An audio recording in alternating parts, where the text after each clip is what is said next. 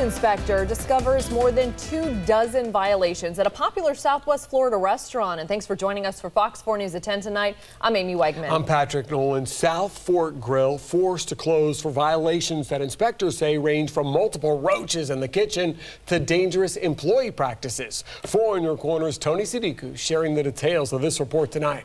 Tony? Patrick, Amy, the restaurant prides itself on its classic American cuisine.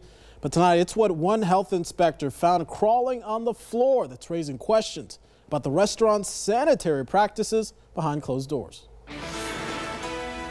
Dead roaches on premises, employee touching food with bare hands, and raw fish served without undergoing proper parasite destruction. It's very disgusting. Among a long list of health violations at a popular Estero eatery. Customers having a meal at South Fork Grille in the Coconut Point Mall tonight tell me the 4-star rated restaurant on Google is as clean as any. Nothing more than the typical flies that you may see in this area, flying around, and other than that I didn't see any roaches or anything you could worry about. But a health inspector citing 10 high priority, 7 intermediate, and 9 basic violations during a complaint-induced inspection last week. Other violations include potentially hazardous food thawed in an improper manner, spray bottles containing toxic substances not labeled, and approximately 20 dead roaches and 7 live roaches were found in the kitchen area. Dead roaches are better than live roaches. Dead or alive, this couple says it's not worth the risk. There's many great places to eat in Southwest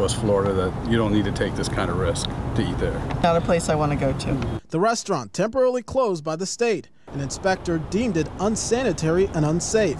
South Fork Grille allowed to open the next day after correcting all of the high priority violations. But the inspector noting a follow-up inspection is required for the restaurant to fully meet state standard. They absolutely should address them. You would hope that with about 5 or 6 different dining options here, that you would at least be competitive in the fact that you're the cleanest restaurant in the area.